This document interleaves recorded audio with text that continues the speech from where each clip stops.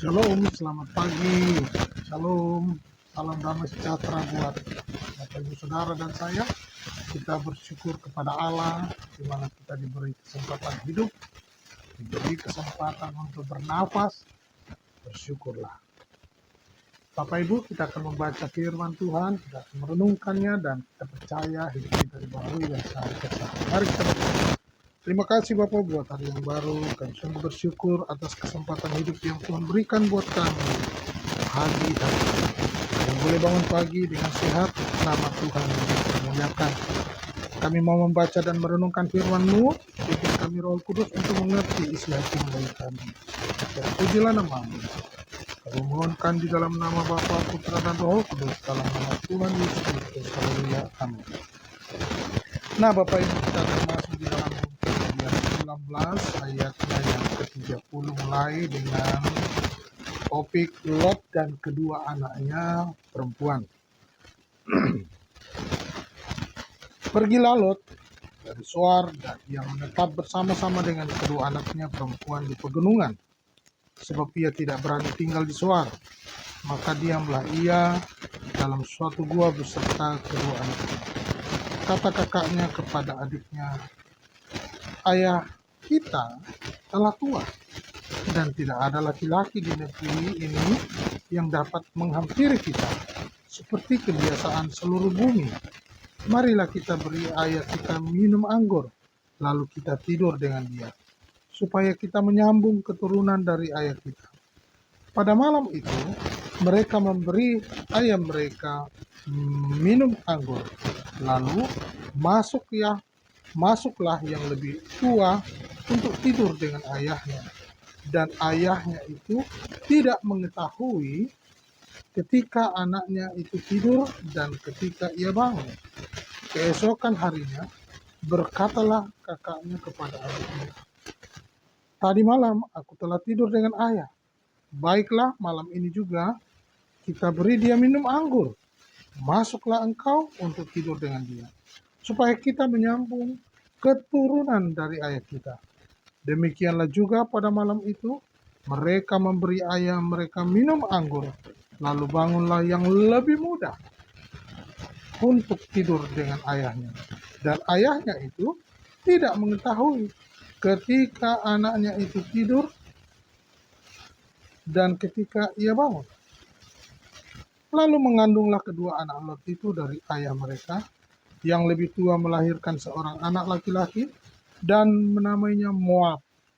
Dialah bapa orang Moab yang sekarang. Yang lebih muda pun melahirkan seorang anak laki-laki dan menamainya Ben-Ami. Dialah bapa Bani Amon yang sekarang. Puji Tuhan, Bapak Ibu yang dikasihi Tuhan, kita sudah membaca topik tentang bagaimana peristiwa yang terjadi atas Lot dan kedua anak perempuannya. Apa yang terjadi dengan Lot dan kedua anak perempuan ini ketika mereka lari meninggalkan, membawa Tuhan untuk meninggalkan Sodom dan Gomora. Kita ketahui bahwa Sodom dan Gomora ini adalah sebuah tempat kehidupan di mana kehidupan bebas itu lumrah dan menjadi kebiasaan. Bagaimana laki-laki tidur dengan laki-laki, perempuan dengan perempuan, bahkan bercampur, bahkan bersama-sama, dan kehidupan mereka ini jahat di mata Tuhan. Ya. Nah, ketika Lot dan anaknya diselamatkan oleh Tuhan dan mereka tinggal, ya, pergi meninggalkan Sodom dan Gomora, ya.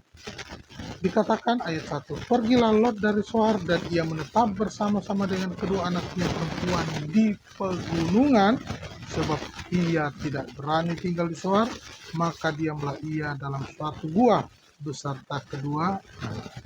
Karena ketakutan tinggal di Zoar. Lalu kemudian dia pergi ke pegunungan, ya, tinggal dalam suatu gua beserta kedua anaknya. Nah, kalau sudah tinggal dalam gua bersama dengan anaknya, siapa lagi? Apalagi yang mau diperbuat. Tetapi yang muncul ide di sini adalah dari anak-anaknya. Melihat kenyataan bahwa tidak ada orang lain yang meneruskan keturunannya. Bagaimana akan meneruskan keturunan kalau hanya tinggal di dalam gua? Nah, pemikiran yang sempit ini sehingga membuat mereka dua anak perempuan ini berinisiatif untuk secara bergantian hidup di dalam kejahatan, hidup di dalam apa yang menjadi pemikiran mereka sendiri untuk meneruskan keturunannya, sehingga keturunannya dari kakak yang lebih tua dikatakan Moab.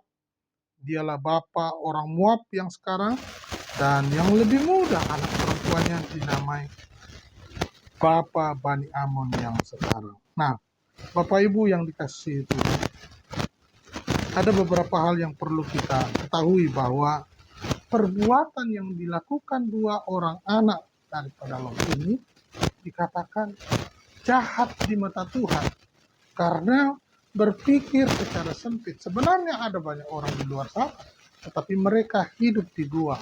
Jadi terbelenggu dengan pemikiran yang ada di dalam gua. Terbelenggu dengan pemikiran yang ada saat itu. Pemikirannya oleh anaknya. Dan kita perhatikan, Alkitab katakan, ini tidak berkenan di hadapan Tuhan. Imamat 18 ayat 6 sampai 18. Dan kemudian di dalam, saya bacakan ya. Siapapun di antaramu, janganlah menghampiri seorang kerabatnya yang terdekat untuk menyingkapkan auratnya. Akulah Tuhan. Janganlah kau singkapkan aurat istri ayahmu, karena ia hak ayahmu. Jadi jangan singkapkan auratnya. Janganlah kau singkapkan aurat seorang istri ayahmu, karena ia hak ayahmu. Mengenai aurat saudaramu perempuan, anak ayahmu atau anak ibumu, baik yang lahir di rumah ayahmu maupun yang lahir di luar, janganlah kau singkapkan auratnya. Mengenai aurat anak perempuan dan anak laki-laki atau anakmu perempuan, janganlah kau singkapkan auratnya, karena dengan begitu engkau menodai keturunanmu. Perhatikan kalimat itu. Kalau kamu melakukan itu, berarti kamu menodai keturunanmu. Mengenai aurat anak perempuan dari seorang istri ayahmu yang lahir daripada ayahmu sendiri, janganlah kau singkapkan auratnya, karena ia saudara perempuanmu. Dia saudaramu perempuan.